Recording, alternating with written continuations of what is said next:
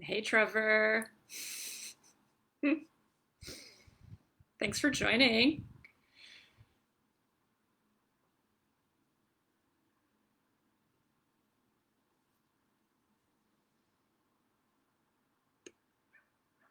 Hey, Jen.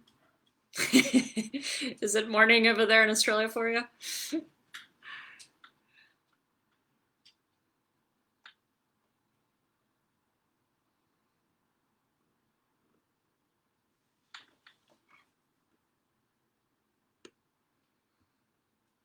All right.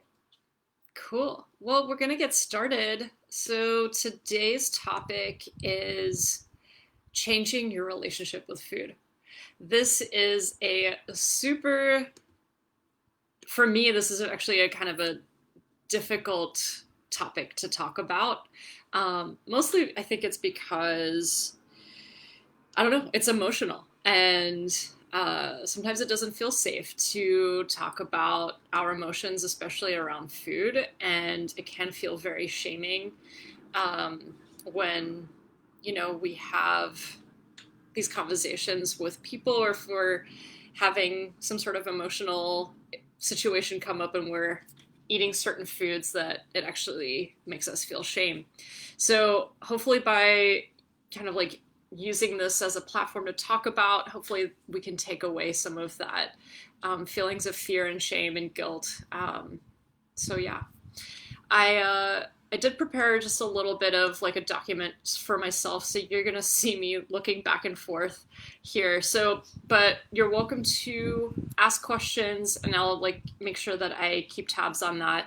I'll kind of like go through some of my notes and then answer some questions, and then kind of go back to my notes.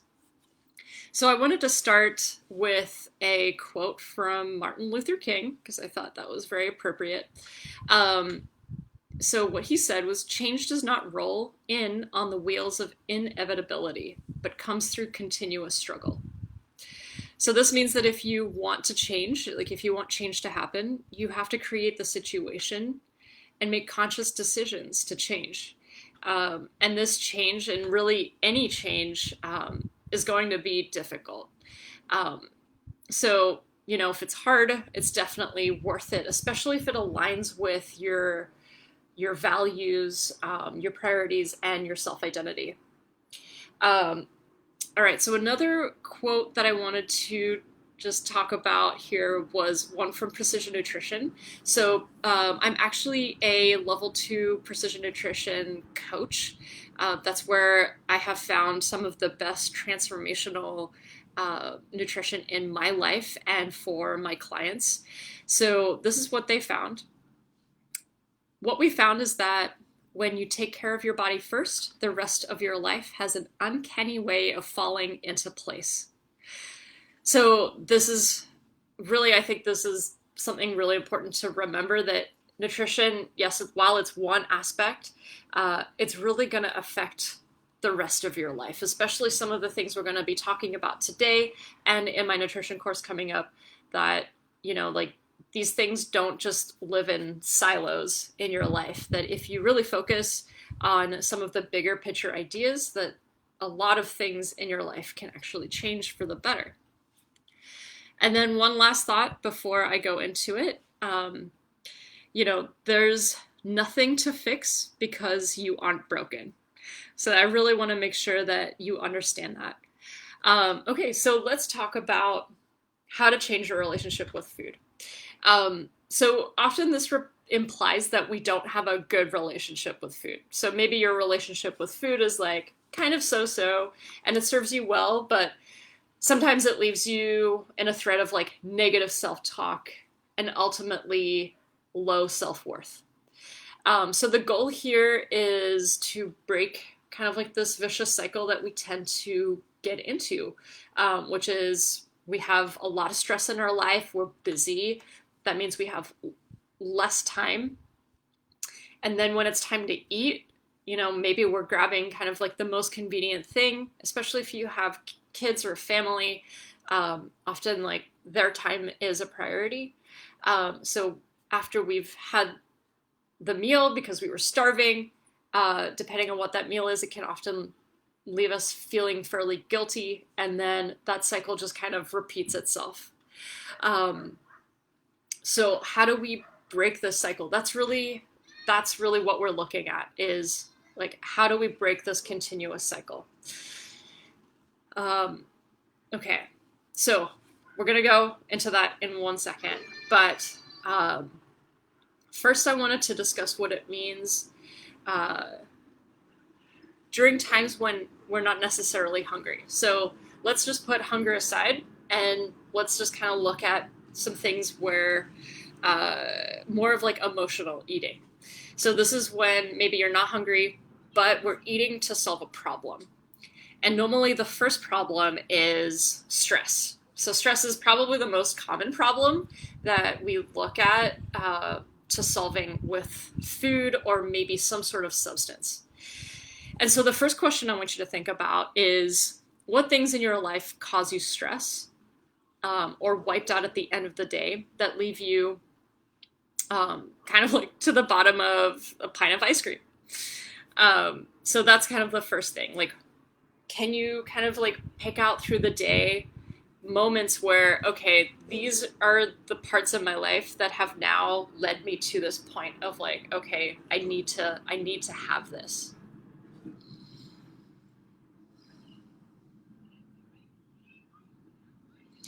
Awesome, Trevor. We can definitely talk about that.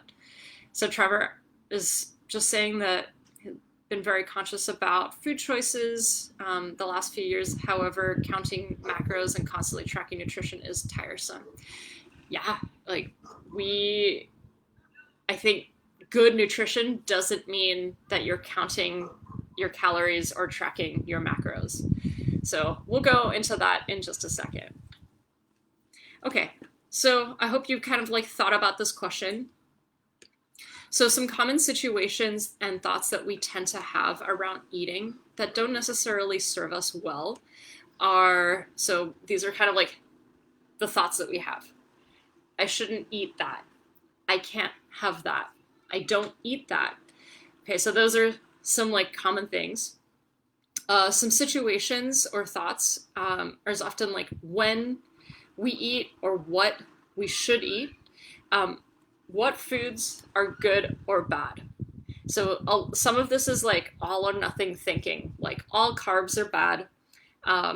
If I have one cookie, I've blown it, and so I might as well just keep going. If I'm not perfect, then I'm a failure. Then there's also some of these like if-then rules. So if I eat this, then I am bad. I can only eat carbs after I work out. Okay, so this one I know that I have actually said to some clients. Okay, so that this isn't language that is necessarily very good or serves us well. So in all of this, like all of these sentences, there's a lot of self-judgment. So we can often judge ourselves pretty harshly, magnifying like every perceived failure or mistake. You know, we compare ourselves to others, particularly like in like the imaginary, everyone else's, you know, like everyone else seems fine, you know, what's wrong with me? Everyone else seems stronger, fitter, stronger climber, and they lose weight faster than me. You know, like often this is kind of like a perfectionist mindset, and it's definitely like perfectionism, while I think it serves a great purpose when it comes to productivity, but when it comes to these other facets of our life, perfectionism can actually lead us to a lot of low self-worth. All right. Renee. Hey, Renee. All right.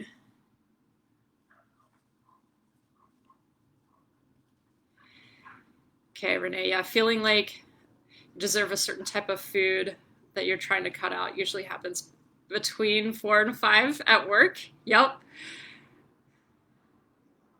You're usually looking forward to it. Yeah, totally. That's awesome. Thank you for sharing that. Trevor, big time guilty for having one cookie and leading to eight. Oh, yes. And for me, like I've loved chocolate so much, and I'm always like, oh, I'll just take like one little strip, and then I have definitely ended up eating a whole chocolate bar. All right, so we have these kind of like negative self-talk around food. So we just listed that. So now, what would it be like to have a positive eating mindset? So what is it that we're really like working toward? So really, what we're trying to do, like positive eating, and the behaviors and the thoughts around that would be not thinking of food as good or bad. And in fact, like I think really like people who have normal eating behaviors might not actually think of food very much or not very often. And they kind of think of food as like fuel and pleasure. So there's both. You know, it's not just like, let's take all of the emotion out of it and just be like, okay, I'm eating for fuel. Or there's the other side. Oh, I'm just eating for pleasure. Like, I love food. It's having both. It's the duality. It's having the balance. Uh, Normal eating behaviors could also be like planning and preparing and making sure that you have healthy choices, especially in your house. And I know like right now, like COVID is definitely like putting a strain on like families and individuals where if there's something in the house, it's 100% going to be eaten. So you can't, you know, like having certain foods, if you know there's certain like trigger foods, definitely like having a thought about that. Like, do you really need that in the house?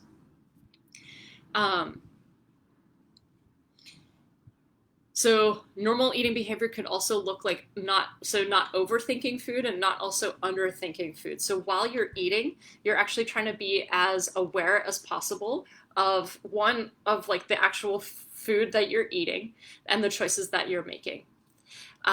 It's also paying attention to like how the food tastes. And I'm going to give you some homework later that is going to hopefully help you with the situation. Normal eaters understand how food choices relate to fitness, performance, and health. So if you want to improve these things, you want to try and improve food choices. So it's getting a basic understanding of your options and then seeking out those options whenever possible. So it's not trying to be perfect. It's mostly just, you know, having your options and then choosing from there. And there aren't any moral judgments around it. Normal eating also, you know, you enjoy food, but you don't seek emotional solace from it. So you do find food like pleasurable as a like positive mindset, but that's where it kind of lives. Okay, so some positive eating habits would actually be just like eating when you're hungry. And I know that these things sound really obvious, like, oh yeah, totally, but that's basically what I'm trying to highlight is that yeah, these might seem pretty obvious, but we live in an emotional world, especially in our mind. And so like our brain isn't always rational. We are mostly emotional. So basically eating when you're hungry, when you have the physical sensations of like, oh, I am hungry now. This is a sensation that I'm familiar with. And you can tell the difference between hunger and thirst. You know, I remember this one book that came out years ago. It was like, you're not hungry, you're actually thirsty. While I'm not sure I completely agree with that, that has always stuck in my mind. I'm like, oh, maybe I'm just thirsty. Okay.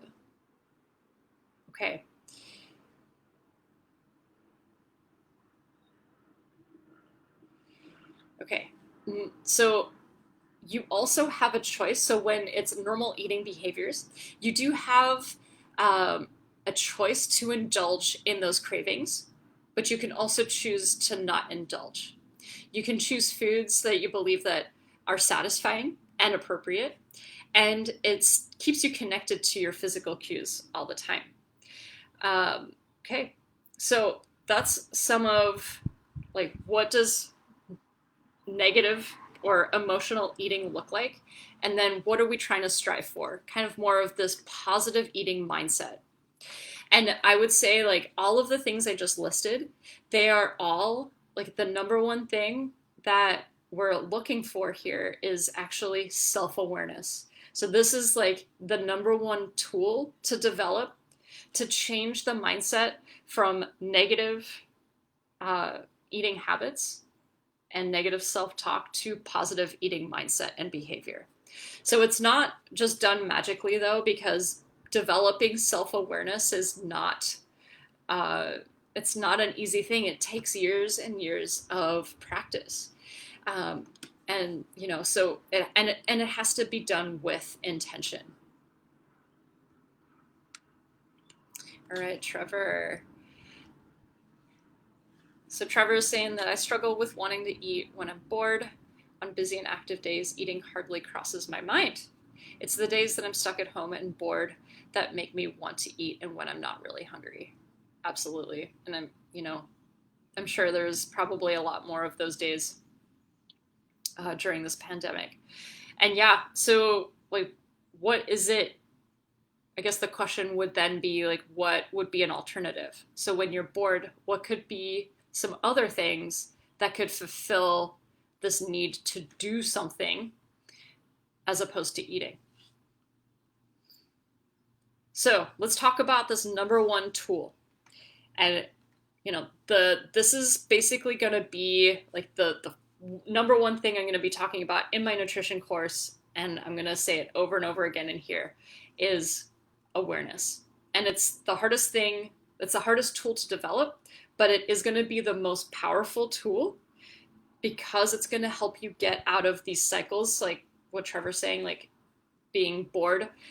It's also when you're feeling like those cravings. Maybe you've gotten into a habit of eating a certain food at a certain time in your favorite location in the house, or maybe it's your favorite TV show and you kind of like want to snuggle up and like eat a certain food because it's going to make you feel better. One thing I do want to say is that these situations serve a purpose. They are basically solving a problem.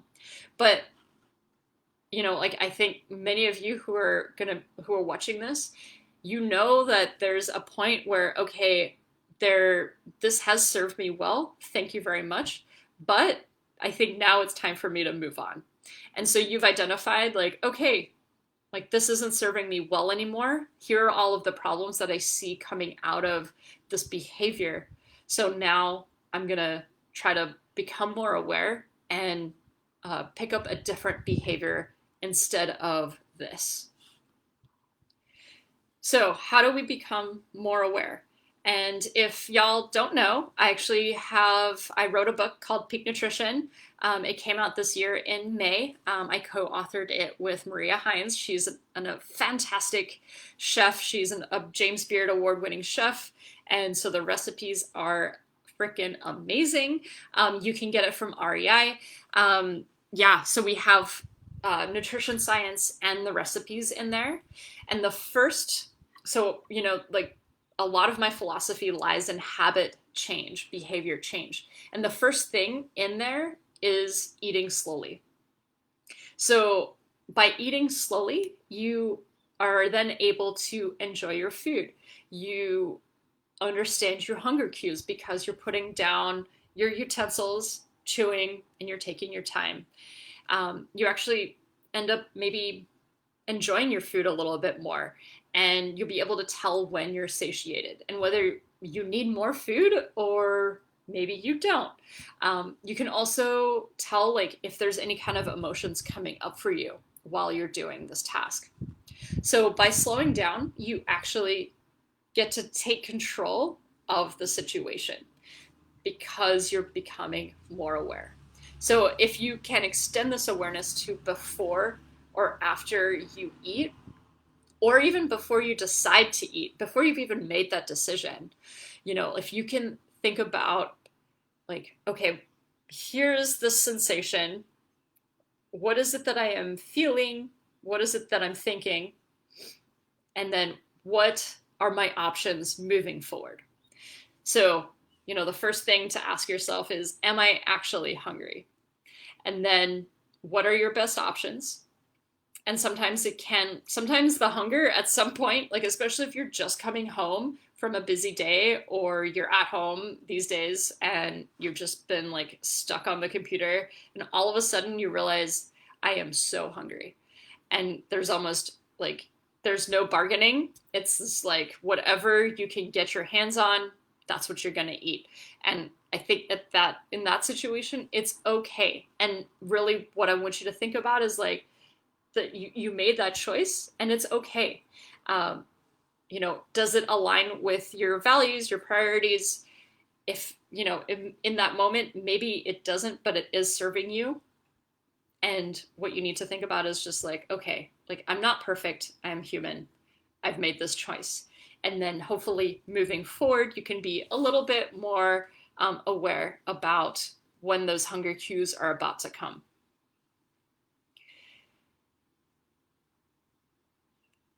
All right, so when we do become really good at being aware, we start to understand the situation. So you're gonna start seeing patterns in like your sensations, like especially physical sensations. So sometimes it might not start in the gut. It could start with maybe how you're processing thoughts, or it could be your mood.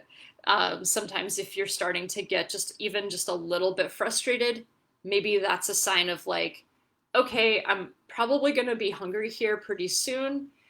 What things can I start to do so that I make the best possible choices moving forward?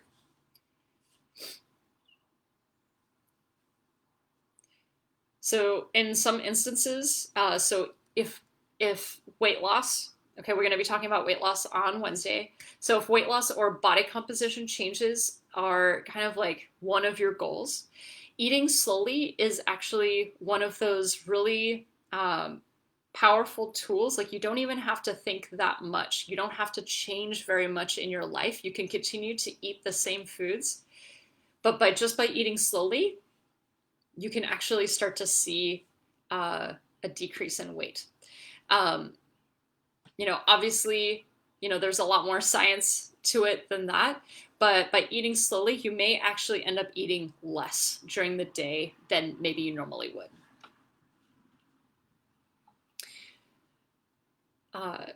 And also, eating slowly has also shown to, it does help your body composition, but it can also help to lower your stress. So by slowing down, it actually changes a lot of the chemicals and processes in your gut. And in my book, I talk about how the gut is actually your second brain, and how your second brain can actually dictate a lot of like your emotions and the stress levels in your life. And so if you actually slow down and give your gut a little bit more time to process what's going on, and it can actually change a lot of other things. And this is very, very interesting. If you're like interested in that, it's actually called like your second brain. You can look that up, and it's super fascinating. So if we're not really aware right now, so if we're not practicing awareness, like what are we actually, like how are we operating? And so we're actually, for the most part, we're operating off of our primal functions.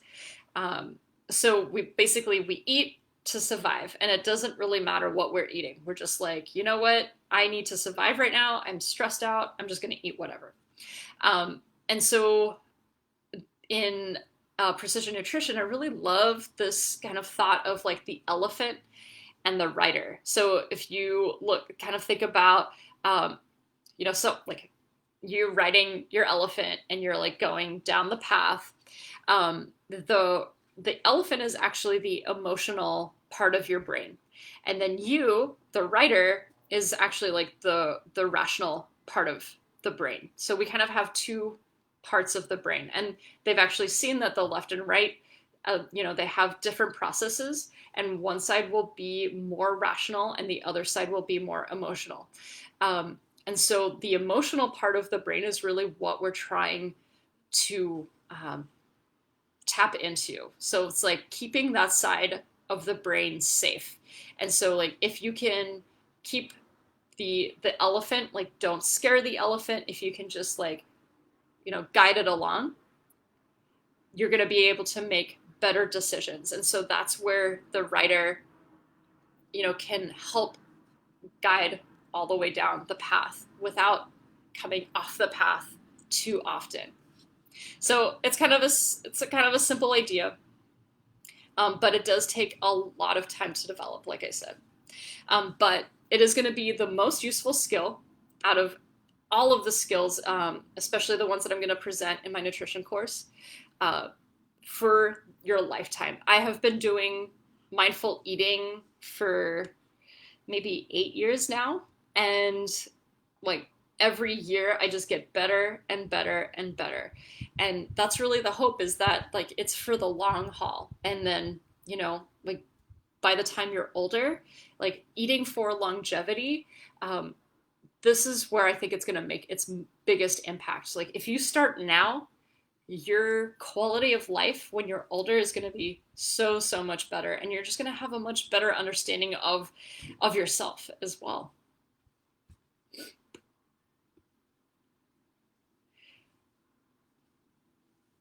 And then once you have this mindful eating practice or intentional awareness around most of your life, you're going to actually feel more confident.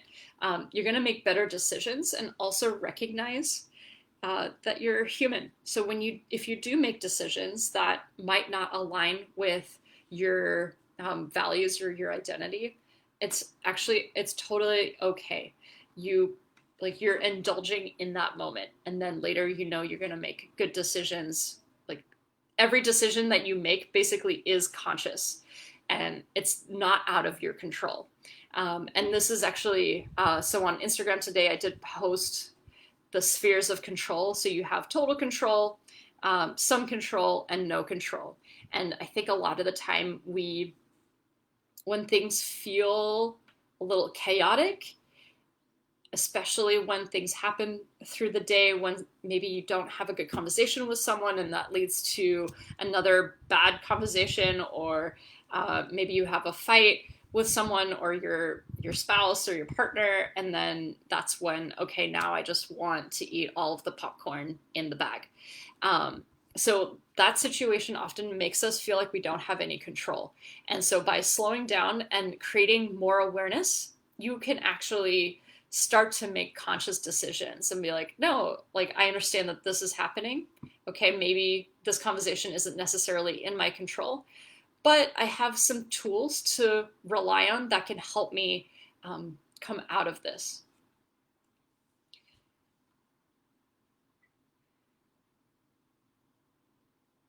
All right, so if anyone has any questions so far, or like topics that you would like to talk about, you can pop them in the comments.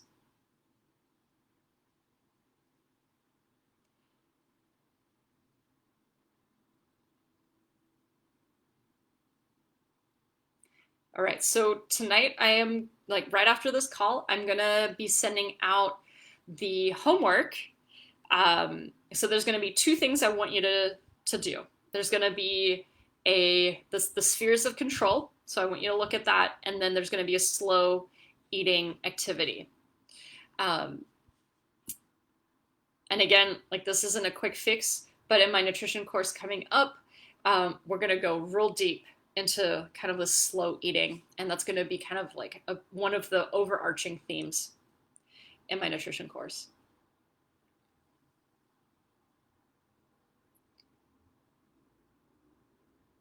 All right, some other tools that I wanted to kind of talk to you about, like if you find like right now, like since you're like, wow, I don't know if I can like slow down my eating right now. I don't know if I have the willpower to really like stop myself from making certain food choices.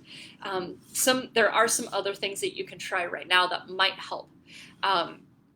So the first thing is like if you have a bad day and you're like, okay, like I'm about to like eat this candy bar or cookie or whatever your favorite food is, um, one of the better things to do in that moment, if you can just like stop for 1 second, is to journal. So just by writing out all of the things that have made you the way that you feel, like just write them all out. And you might find that just like in the process of getting all of those words and feelings out on a piece of paper that is like there's no judgment there, even that can be very fulfilling, and that might sometimes be enough, or it can at least subside the feeling and give you a little bit more space. So, like, oh, okay, I feel a little bit better now. And maybe you just go for a walk or something. And often, just by separating yourself from that, can help override that need or that feeling of wanting to go down that path of eating the whatever certain food that you're wanting to eat. So journaling would be number one. And you can even just like be like, I'm going to write down all the things just for 1 minute. Okay. Like even that 1 minute can help change you, or change your mind about the food that you're about to eat. Another thing is that if you have a trusty friend that there's like zero judgment, I would call that friend at the end of your day and be like, I need to talk. I'm about to have this like binge session with my dog on my lap, and I'm going to watch, 20 episodes of whatever TV show. Please, I need you to listen to me, and I just need to talk. And so oftentimes that can be very, very helpful as well. So, so those are like kind of like in the moment. If you have that pause, and if you're able to just stop for a second and like journal or talk to someone, that's going to really help you. So the other part of this is called what we call breaking the chain. So, I kind of like talked about this a couple times, where through the day there are moments that can cause you to have these like end of the day episodes, and it's going to be part of the process of finding out which parts of the day really triggered me. And so that's called breaking the chain. So I'm going to be going over that. That's going to be one of the activities in my nutrition course. And my nutrition course actually starts August 31st. Okay. So that course is going to be geared toward changing your relationship with food and yourself. So oftentimes, like if you don't have a good relationship with food, oftentimes we don't have a good relationship with ourselves. So that is really like the goal, is to dive deep into self-awareness and hopefully come out on the other side like loving ourselves a little bit more. Okay. All right, Trevor, thank you for being so engaged. I've been using slow eating. I can definitely attest to the power of it. It helps me notice when I'm actually full. Yes, that's amazing. Yeah, and have you noticed that you don't need as much food? Like if you fill your plate up, and because you're eating slowly, that you don't necessarily need all of the food.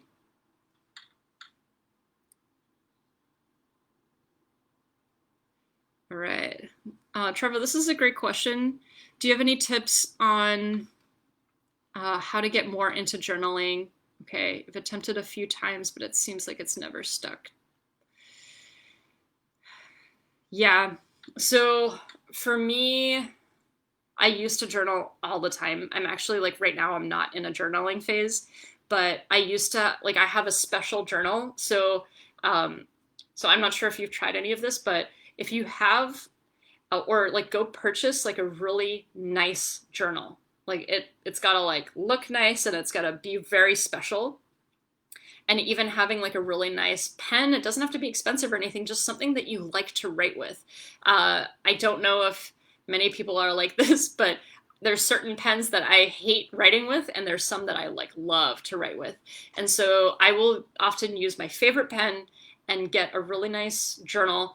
And the journal that I've recently used is, oh my gosh, I'm forgetting, I'm blanking right now, but it's the James Clear journal. And I think it's like the Habits Journal or something like that. But it's really, really nice. And it's got dotted lines and there's like little activities and stuff that you can do in there. It could maybe feel a little overwhelming, but I really like his approach to habit change. And so at the end of the day, I would do 3 gratitude points. So 3 things that I was grateful for. And then I would just kind of leave like a little space for like any thoughts that I had that day. So it could be like, if you need prompts to help get you going, it could be like one thing that I'm really proud of today and one thing that I could work on. And then if you're doing that every day, and it could be the same thing every day that you're really proud of or the thing that you need to continue working on. But basically you're doing like 5 minutes before bed. And I say before bed because that is when my brain loves to just dump information. I don't know why. Like whenever I close my eyes, it's like time to just start thinking. So I'd rather just write some things down and then go to bed. So I hope that is helpful. I know some people will start their day with journaling. So it's like part of their morning routine. So like, oh, you'll have a little bit of movement or your coffee. And like while you're sipping your coffee, you're writing down 3 things that you're grateful for and then any other thing. And I think the gratitude journaling, I think really helps with the positive mindset. I don't know enough about the science there, but that is like the things that I have noticed is that you just generally have a really nice approach to the rest of your day. And it could very well change the decisions that you make. So that is a great question, Trevor. I love that. Thank you.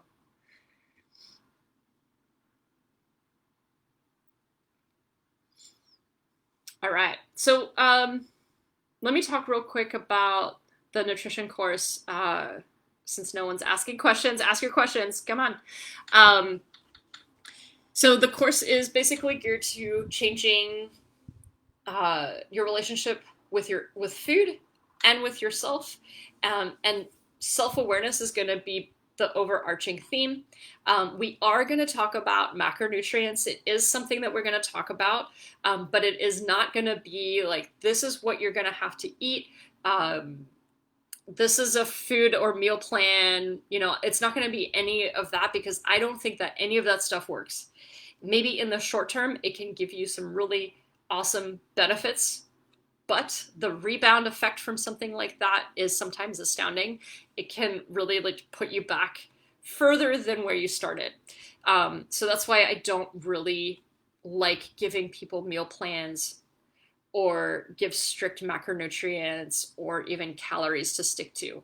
Rather, I'm going to show you how to develop these mindfulness techniques so that you don't have to overthink your nutrition. Like that's not really what we should be doing.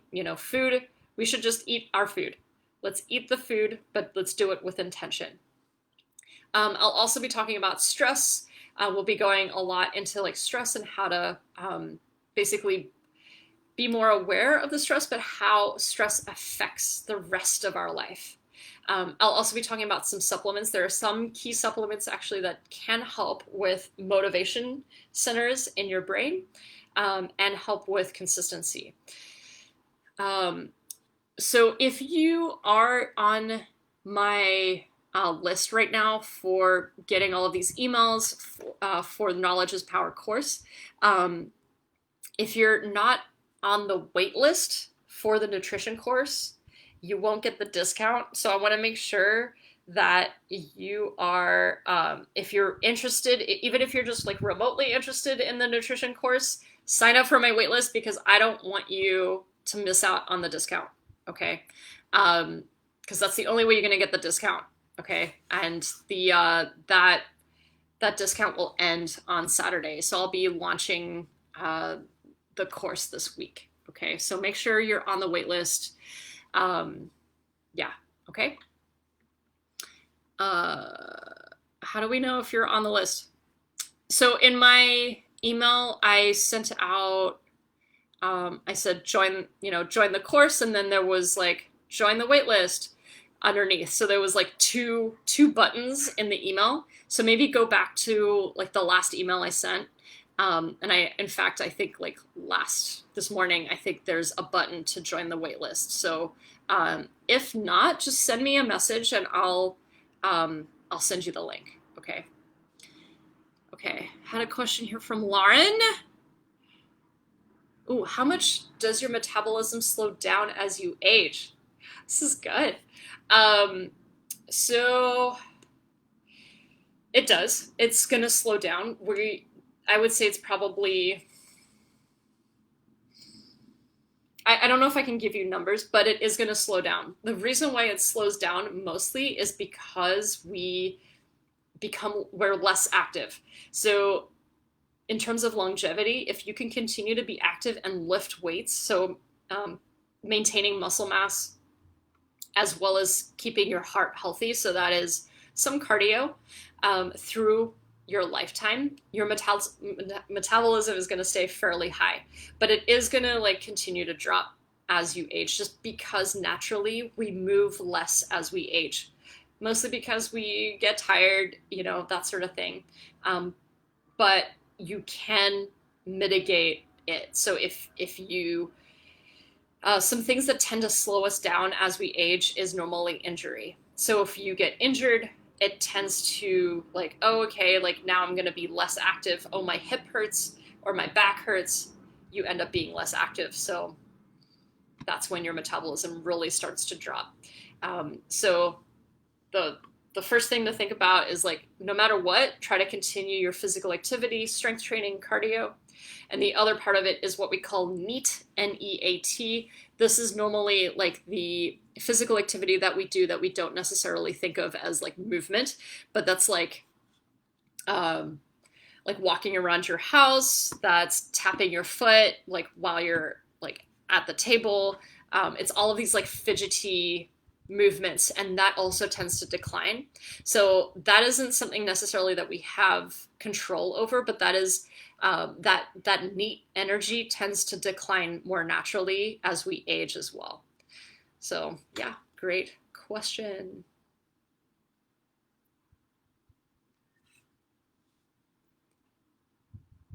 All right, Trevor. It's exactly what I need help with. I do really well at tracking calories, and I've gotten amazing results with my physical health and body composition. But I have a mental block when it comes to not tracking my calories and macros because I'm afraid I will gain a bunch of weight. Okay, yeah. Very illogical, I understand, but it's a mental block. No, I don't think it is illogical to think that way. I think we are so conditioned to be like, well, if I'm not tracking my calories and if I'm not tracking my macros, I must be unhealthy. So I don't think that is illogical. I just think that is something that we've now become kind of like a part of our culture, is like, oh, if you're not doing this, then you must be this. And so, yeah, I 100% believe that is not the way to live your life. Like I think that there are ways that you can set up your situations, like when you prepare your meals, or like whatever your habits are in the morning and then in the evening. I 100% believe that you can change all of that and it becomes automatic. So you no longer need to think about food. And like if you are tracking your calories and you are tracking your macros, you're thinking about food probably all of the time. And especially if you go on some sort of special diet, or intermittent fasting, you are probably also thinking about food and like losing weight or whatever it is, probably a lot of the time. So that is a lot of mental real estate that we're giving up because of this. So, that's the hope. Like, let's change these habits, these behaviors, so that you don't necessarily have to do that anymore. And it's actually quite liberating to not have to think about how much food you're eating. Like, I would say in the last year or couple of years, like I haven't really had to think about how much food I'm eating. sure, some days I'm going to be eating a lot more, especially if I'm going on like climbing trips. I'm going to eat a ton. If I'm going to go travel, I'm going to eat a ton. But I know that when I get back into my regular routine, that routine is going to serve me so well, and I'll just be back on track. Deborah.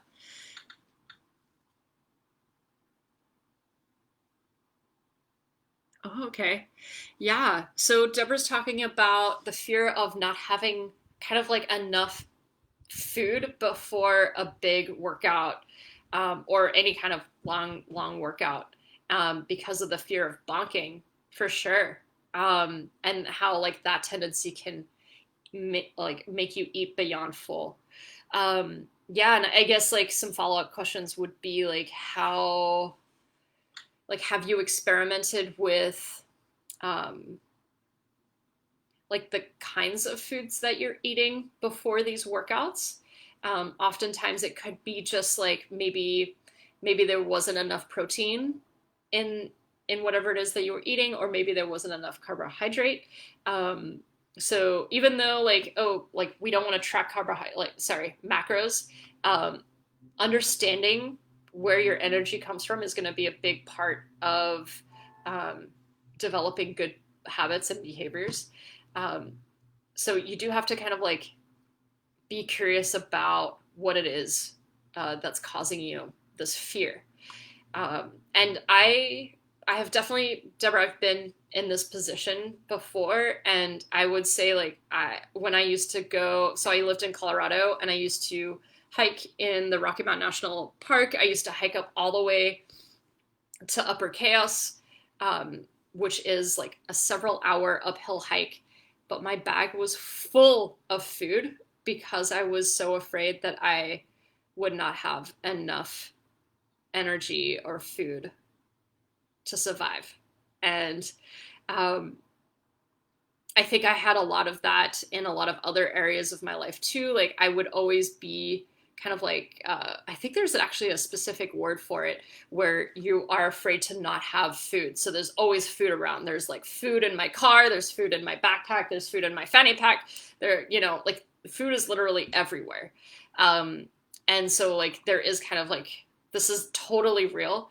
But I think over time you start to understand your cues and the things, or the certain foods that you know is going to give you enough energy and that'll serve you well in whatever activity that you're doing.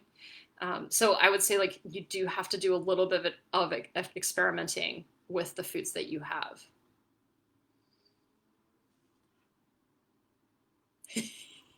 Oh, this is a great question. Marian Gelly? I hope I'm saying your name right. I'm sorry. How can you identify if you are emotionally eating versus really want that cookie? So cravings, for the most part, are gonna be linked to emotion. So yes, we have cravings where, okay, maybe I'm deficient in something. So I would say, like if you have a craving for chocolate, then okay, then you might be deficient in magnesium. Okay, so that could be one thing. But in general, if there is a craving, there is some sort of emotional underlying attachment to that food. And so if maybe you're saying, I really want that cookie, oh, maybe it could be that you're actually super thirsty, or maybe you do need carbohydrate. So is the cookie the right thing to eat? You could experiment with, instead of eating a cookie, maybe you eat a banana instead. You know, that could be something to try.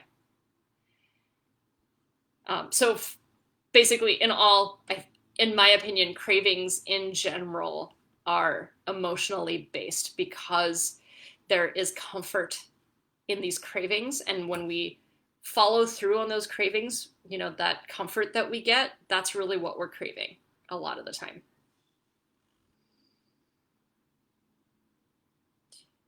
Oh, Marian Gelly, this is a great question. Is it normal to get really hungry after a workout, even until the next day? Yes. So if you have, especially endurance workouts, like if you have a heavy endurance workout, you will probably be quite hungry the next day. If you're lifting, and especially if you're doing more conditioning based workouts, yes, you will be hungrier. Um, and if you're kind of like asking like, okay, so I'm hungry, or should I eat more? If your body is telling you I need more food, you should probably eat more food.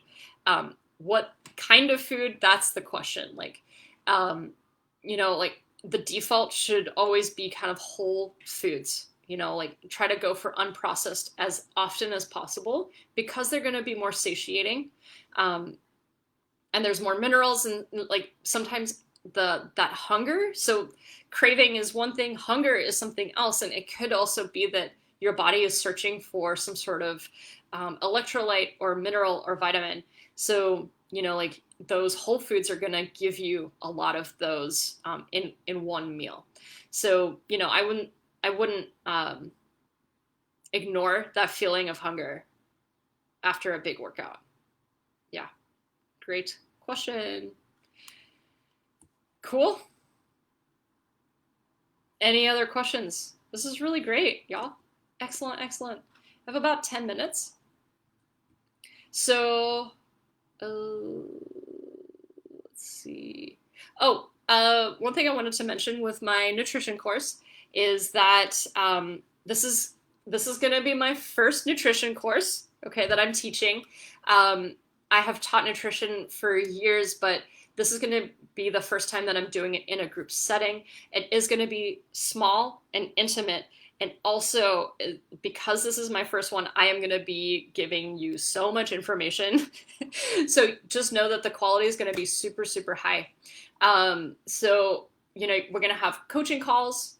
You're going to have lessons, like basically modules on each little habit that we're going to be working on. And it is going to be kind of like we're going to be stacking habits one on top of the other. So that by the end of the 6 weeks, so it is a 6-week program, by the end of the 6 weeks, you have a pretty good idea of how to move forward. And you can, after the 6 weeks, basically expand on what we've been working on at a larger scale. Yeah, so that's about it. I'm really excited about this nutrition course. I've been wanting to do this nutrition course for actually quite a few years, and the book Peak Nutrition has really helped me come into this a little bit more. And my business coach was like, you should do this, because I am so passionate about it, and I have so much information that I want to share with people. So I'm really stoked. So I would love to have you in my program. If you already know that like if you want to gain more awareness and eat for longevity, then this is definitely going to be the program for you. Okay, so tomorrow I'm going to talk about longevity. Yes. So tomorrow is longevity and deep health. So what deep health means. So I'm looking forward to that. Longevity is actually one of my biggest passions. It's been my motivation for so long. It's been the center point, I should say, for like the last few years. And it's why I've been doing the things I've been doing. Because age, like I am 37 this summer. And yeah, like each year does feel a little different, and that's okay. And that's the aging process. And there are things that you can do to help the process along in a better way. All right. Desiree, I will let you know in the email that goes out tomorrow. Okay? Cool. All right. Well, if that's it, I hope y'all will join me tomorrow. And don't forget to join the waitlist. Even if you're remotely curious, I don't want you to miss out. Okay? Well, thank you so much. I appreciate it. And do the homework. And I'm curious to see what you thought of the homework tomorrow. So come back with your comments, okay? All right, so I'll be posting that right now.